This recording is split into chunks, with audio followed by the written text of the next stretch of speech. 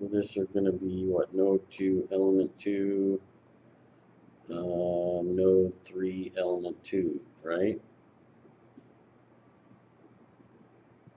Is everybody following along with that?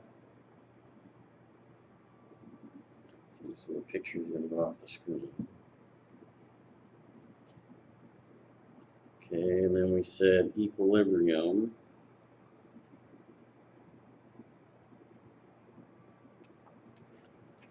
So at node 1,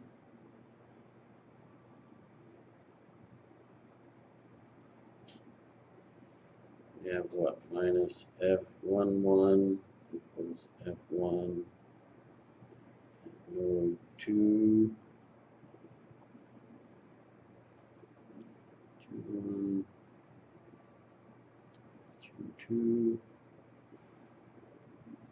And again, node 3 minus F2 equals F3. Okay, so that's our equilibrium. Now we can set up our structure of equations.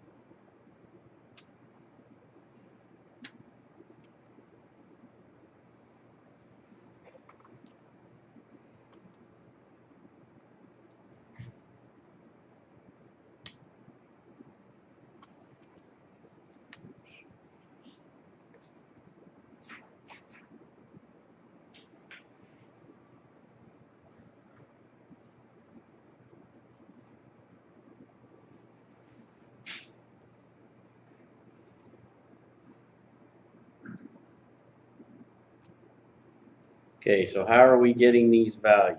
How am I setting that up? Where are these numbers or values, letters coming from?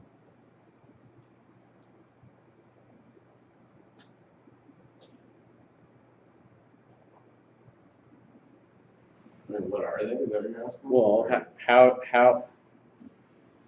how did I get so I could write K1 times U1 minus K1 times U2 is going to equal to F1? How did I do that? Where did that come from? The first element that we're working with. Right, so we're doing our matrix, right? K1 times U1 minus K1 times U2, right? It's going to equal that one. And we're doing minus K2 times U1, K2 times U2.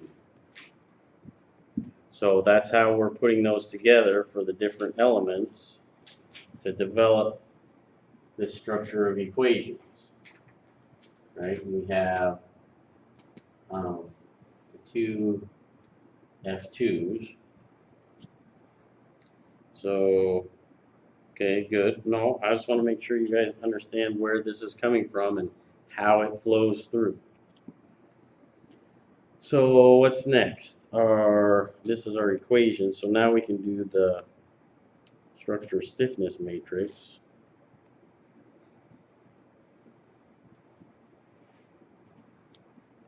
Oops.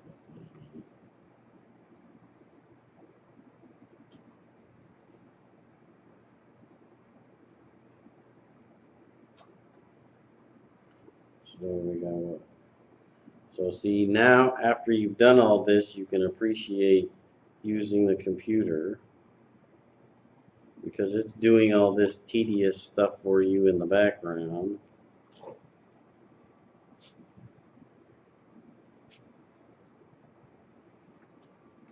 Zero.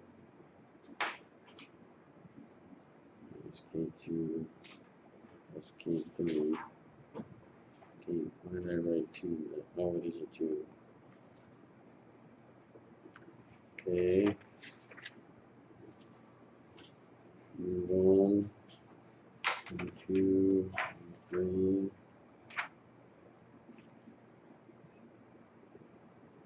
F1 to F3. Okay, so now to our stiffness matrix, we can apply some of our boundary conditions, right? So let's do this.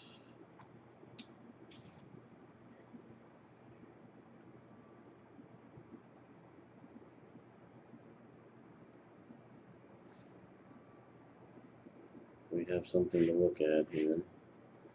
Okay, so if we want to say boundary conditions,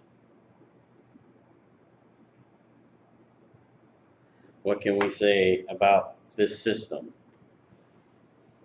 What can we eliminate?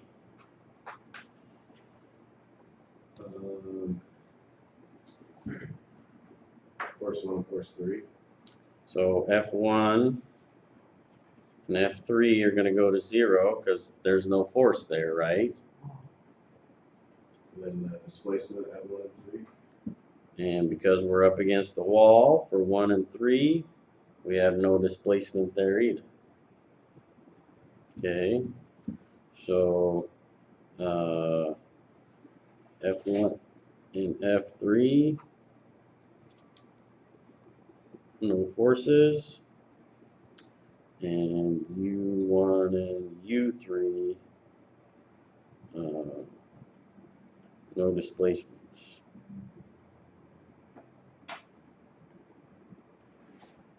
Okay. All right. So let's see. We'll have. Let's see if I'll just rewrite it. So K1 0 minus K1 plus K2 minus K2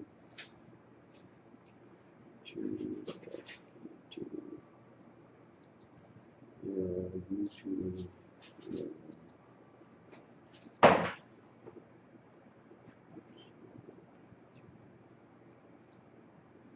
Okay. So now, let's see. So if we set up our system of equations to solve now,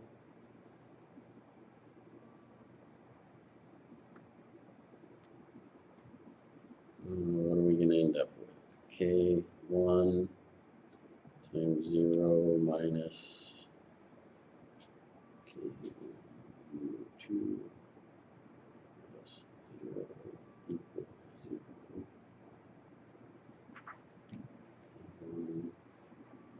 0 plus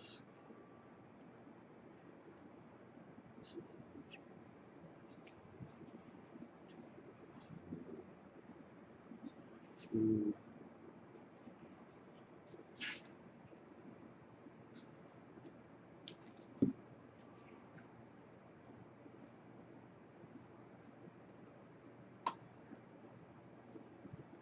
Okay, so I just went through and explicitly put in, K1 times 0, K1 times U2, 0, K1 times 0, doing the matrix math, right?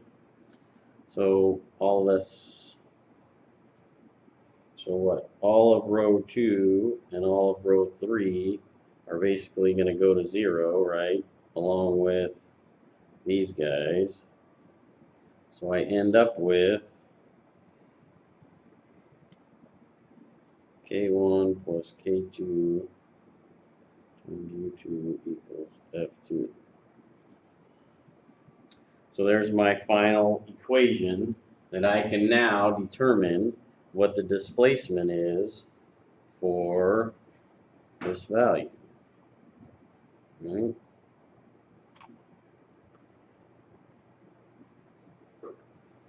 But we need to know a couple of things, right? So what would we need to know? We need to know spring constants. So K1 equals what? 100 pounds per inch. K2 equals 200 pounds per inch. let's see. We're trying to figure out what U2 is, right? So we need to know a force. So F equals 150 pounds. So now, if I plug those values into this equation, I can solve for U2, and we know what our displacement is, right? So we said what? Now we can go over here. So this was 100 pounds plus 200 pounds per inch. And let's see, U2, this was 150 pounds.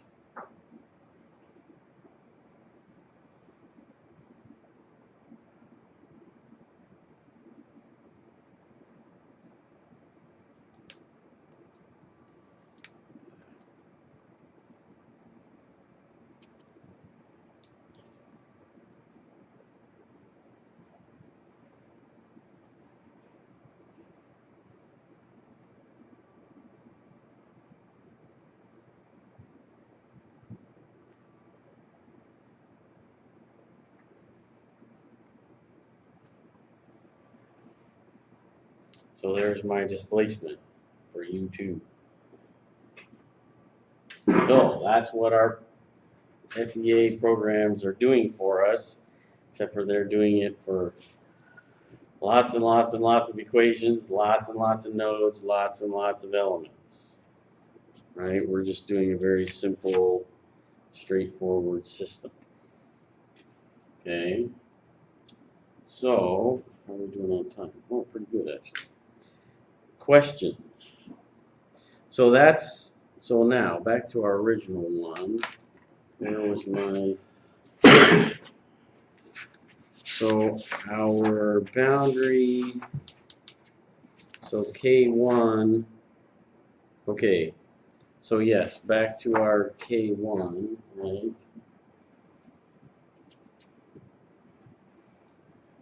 This value here, right? So why did this go away now?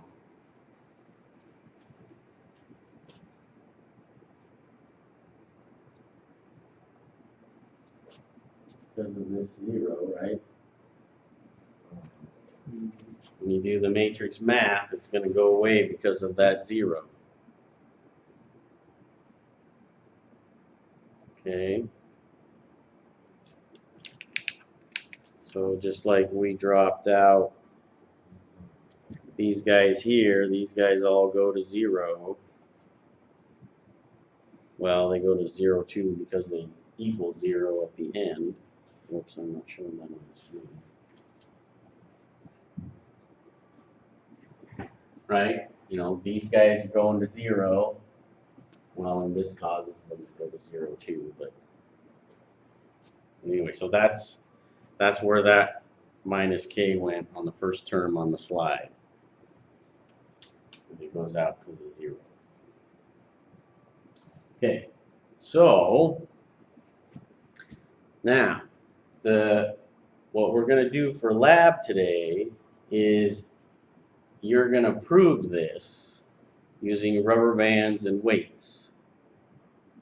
Right? So I'll give you some rubber bands and some weights, and you can do some sample tests on the rubber bands, get some sort of average spring constant for that group of rubber bands, because you might have to use more than one. And we'll set up a series of equations and have you look at number 1, 3 and number 1, 4, right? And have you set those up to, and you can go through and do these series of equations based on what you determine your spring constant is for your rubber bands and the forces that you have, which are going to be the weights, and you can determine what your theoretical displacement of each of the nodes would be, and then you can do that part later, but so the lab part, as far as using the rubber bands and the weights, you can do in class and measure what your displacement was at each node, and then go do the theoretical calculations and see what your differences are. But I mean this is describing in a simplified manner what the FEA programs and what we're doing when we're going through this type of analysis. Okay. So I think, unless you have other questions, we can go ahead and get started with the lab. Hopefully this was showing enough of that so that it worked. I hope it looks like it does. Okay, good.